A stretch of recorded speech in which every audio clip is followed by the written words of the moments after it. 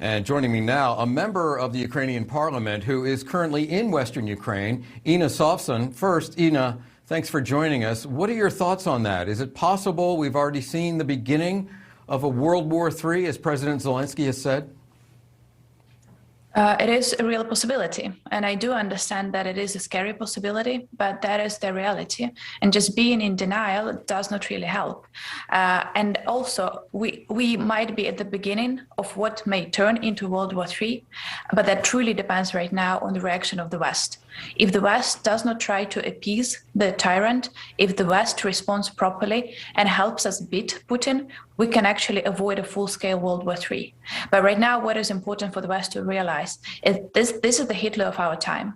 Dealing with making diplomatic deals, talking to these kind of people does not help. They only understand the language of strength, and that is the language that they need to be spoken with. And that is why we are asking for support from the West, not to start the World War III, but actually to end it at the very beginning. Yeah. Inna, we came across a tweet you posted not too long ago, and it really crystallized it, I think, for people who aren't going through this, who live a normal day-to-day life. You say, quote, "A month ago, I had my life. I had my job, which was frustrating sometimes, but I love the things I got done. I watched movies with my son and boyfriend. I cooked dinner, or we ordered pizza, went running. Now I wake up to explosions in my city at 5 in the morning." So clearly, Inna, nothing about this is easy. How are you and the people around you holding up?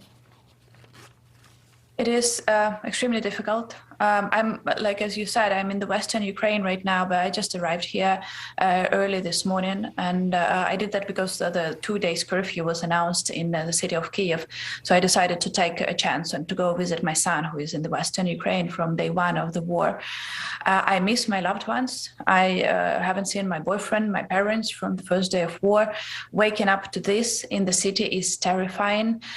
You never know, you never feel safe. There is this extreme tense feeling of I'm never safe. This can happen to me next time. It's scary. It's paralyzing. And in order to get over this feeling, the only thing that we can do is actually to fight back in different manner, be it talking to the people of the world, explaining them what Putin is doing here and explaining why the world needs to intervene. Some of my fellow members of parliament have joined the direct fight and they went back to the military, particularly those with military experience.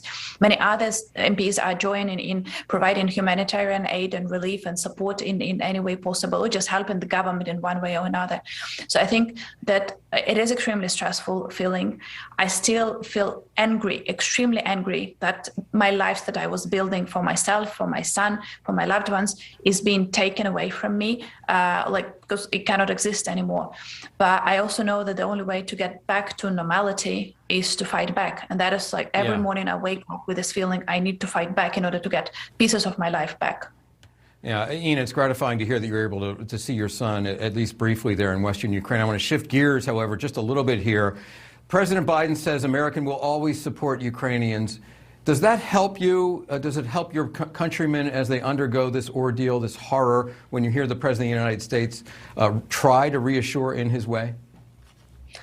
Well, the news about the new support that the United States is providing to Ukraine, including the weapon, some of which is extremely important, as your expert was saying previously, they can be a game changer here in Ukraine.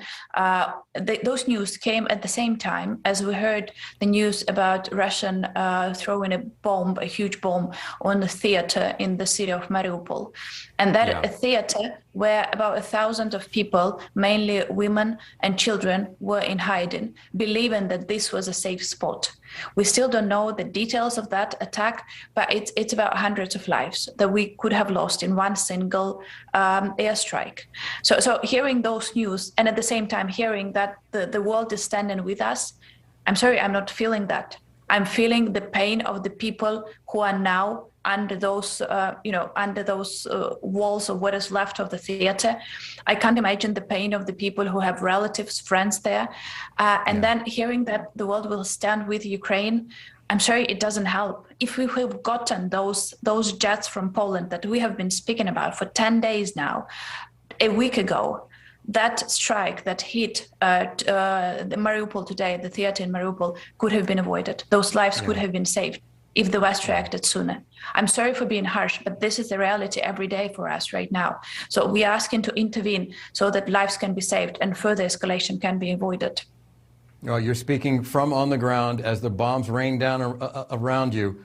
Certainly, you speak, you have standing, and your voices are being heard loud and clear. Inna Sovun, Ukrainian parliament member, good luck to you, and thank you very much for joining us today. Thank you. Thank you for watching. Click the red subscribe button below so you can get more of NewsNation's fact-driven, unbiased coverage.